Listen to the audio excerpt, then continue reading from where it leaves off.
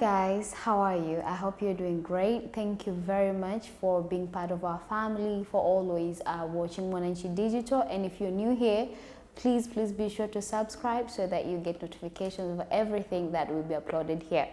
My name is Anna Partners, and just to remind you that last year we had our very first edition of the Citizen Rising Women with the aim of empowering and inspiring young girls just to be good leaders in the future. So knowing that, we have been conducting interviews with different women who have succeeded in their career journey.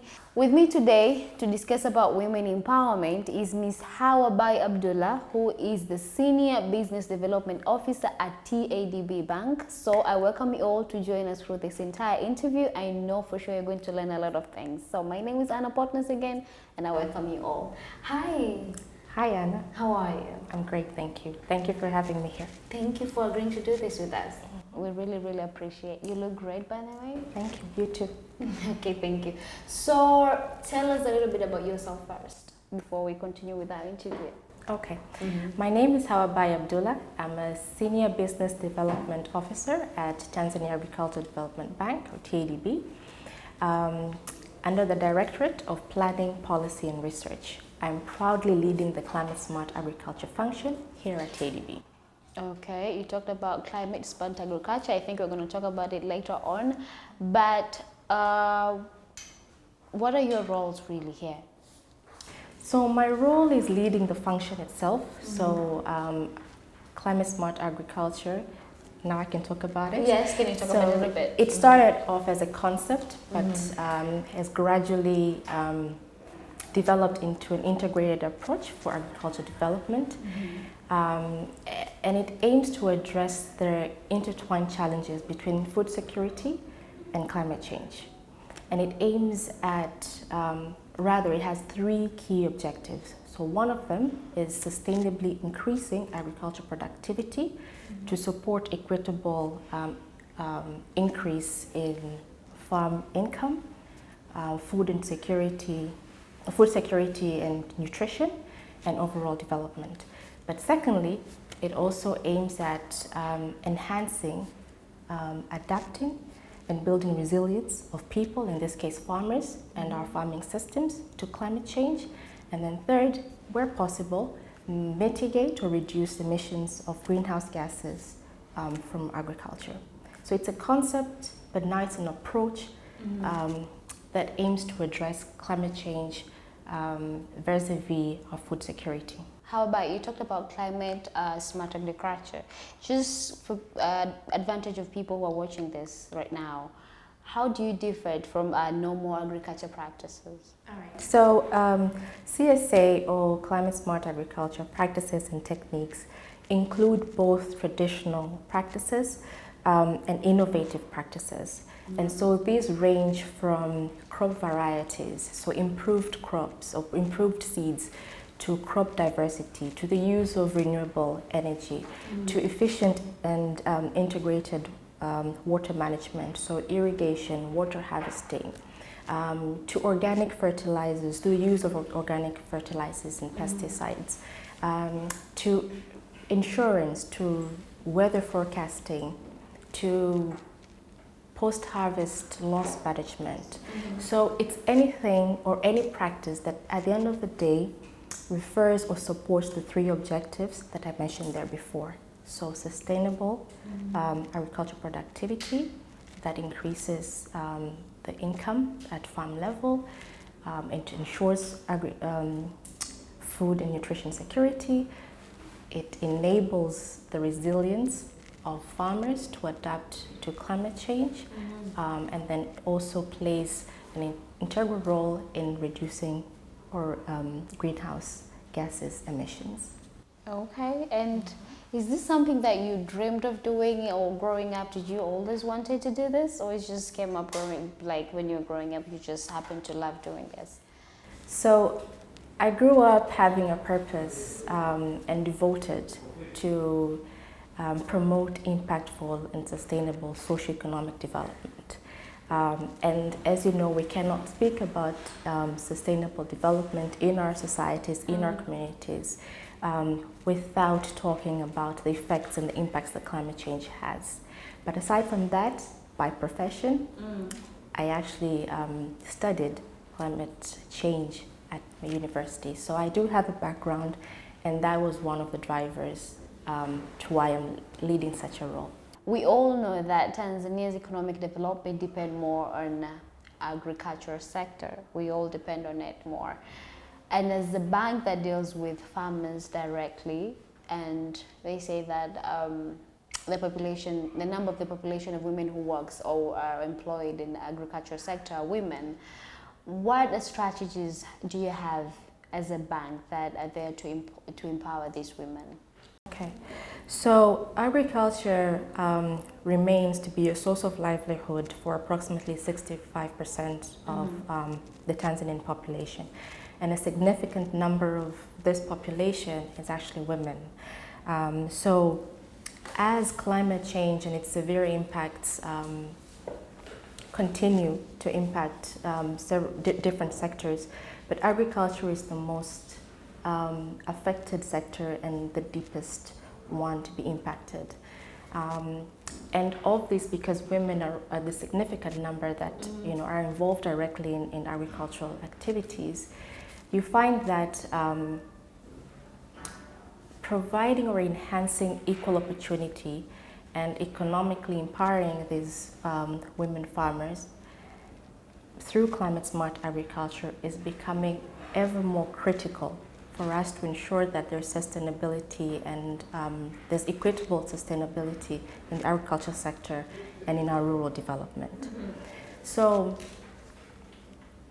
knowing this and recognizing this, so the role of the women and their contribution in the agriculture sector and in the production, at the same time the impacts or their vulnerability towards climate change, TADB, through this function, the CSA function, has a number of strategies that we've put in place. Yes. So one is that the bank is currently working to develop and design climate smart agriculture products.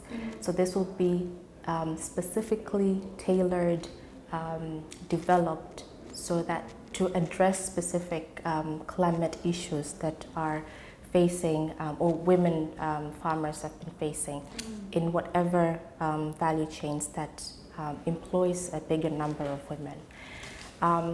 With, of course, so one of the details on how these products will be developed, one of the key attention or the focus will be to address the needs of women farmers. So we'll have perhaps incentives or design it in a manner that it will directly be beneficial for women farmers. So financially enhancing them or facilitating them to move away from conventional agricultural practices that are proving to be less resilient to the changing climate, to shift into uptaking climate smart agricultural practices and activities.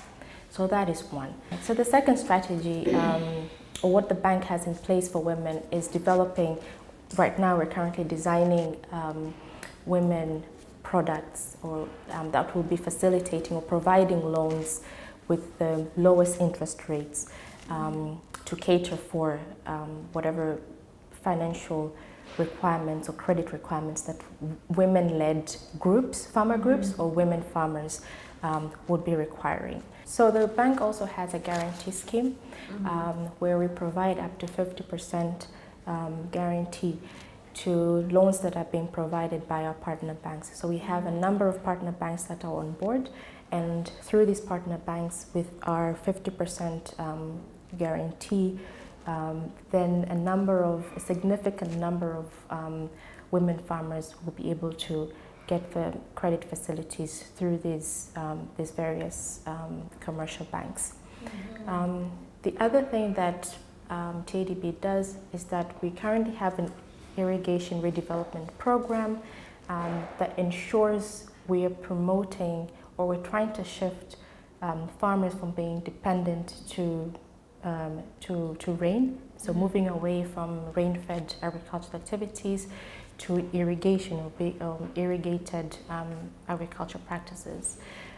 So we have identified a number of irrigation schemes of which these irrigation schemes are made up of irrigator associations, and you find that there's a huge number of women farmers who make up these associations or these groups that we provide credit to improve their infrastructure, to improve their irrigation systems, just to ensure that there's efficiency in our water usage and there's sustainability for them in their agricultural productivity.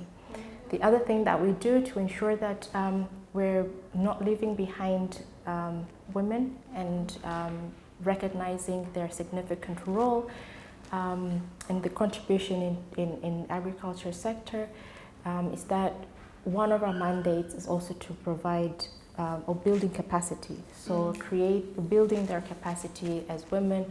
So Hawa, for the theme for this year is gender equality for sustainable tomorrow. So as someone who works in agriculture sector, what would you say are the role of women in transforming this agriculture sector to be like sustainable?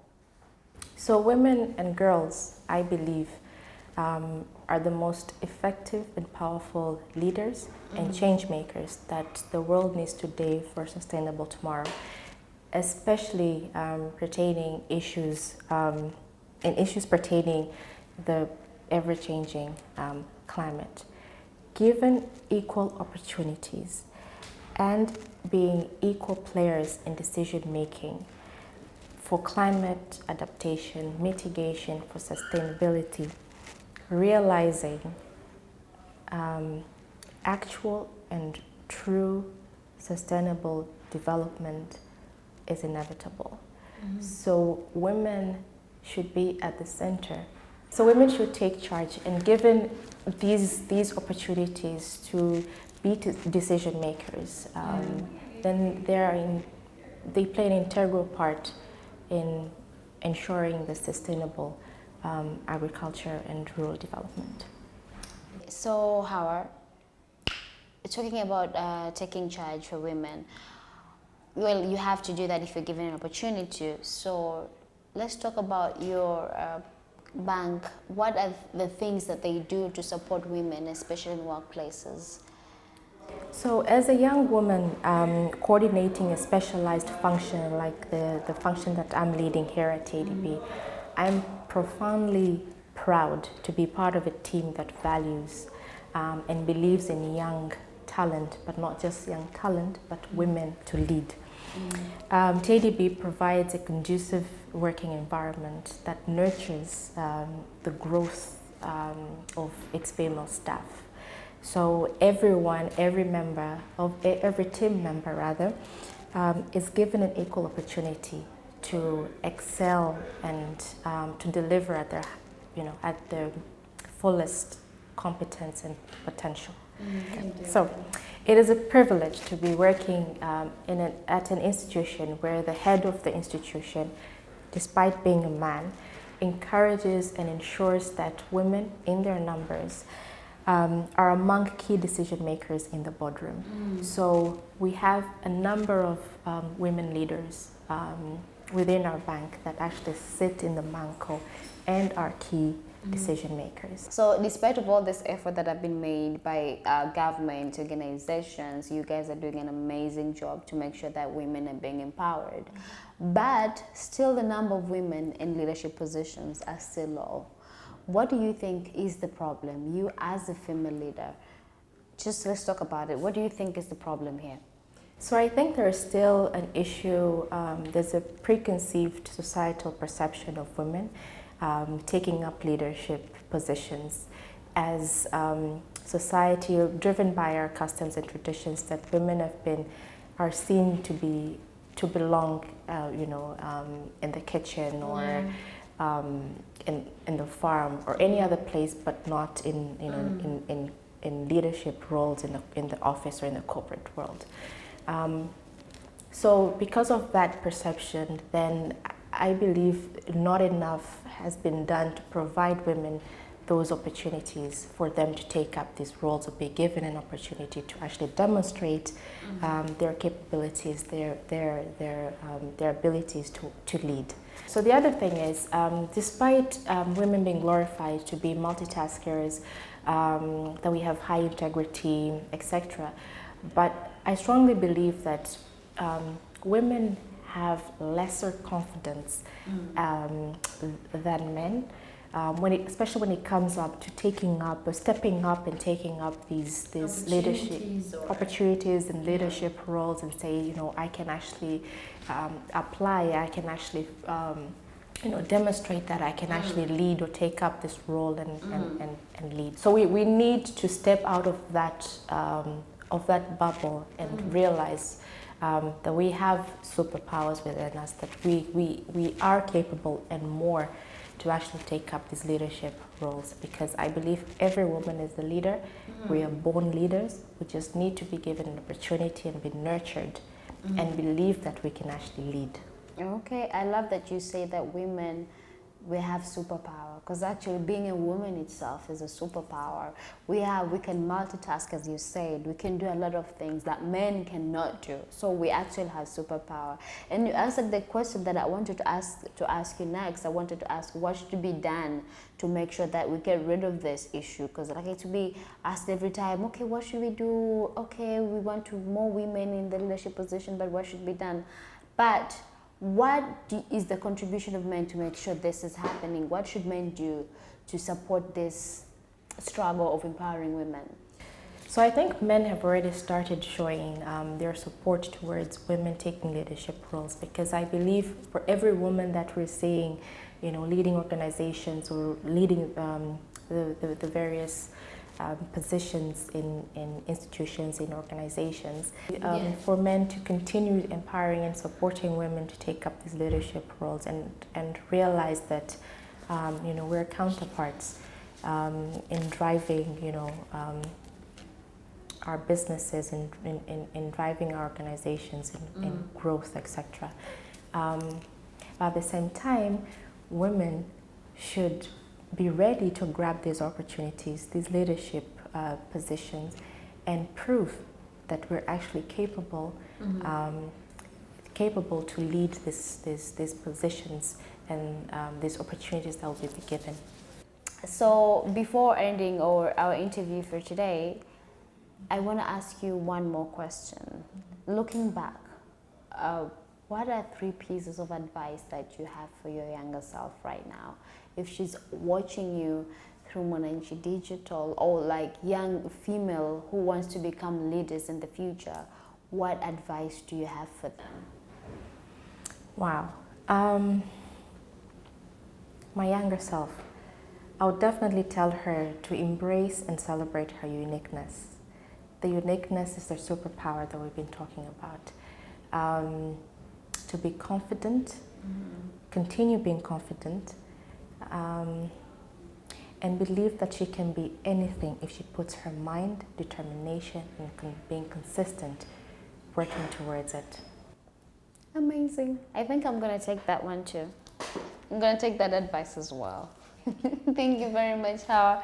This was amazing, and I've learned a lot of things from you myself. So thank you very much for your time, for being here with us today. We really, really appreciate it. Thank you. Thank you very much. Happy International Women's Day. Happy International Women's Day. So thank you very much for being with us through this entire interview. And I hope you have learned a lot of things from Ms. Hawabai Abdulla, who is a Senior Business Development Officer at TADB Bank. She talked about a lot of things, starting with her career journey, how did she get to where she is today as a leader, but also she talked about strategies that her bank or TADB Bank has to make sure that women are being empowered for sustainability tomorrow. So my name is Anna Portness. I thank you very much for your time.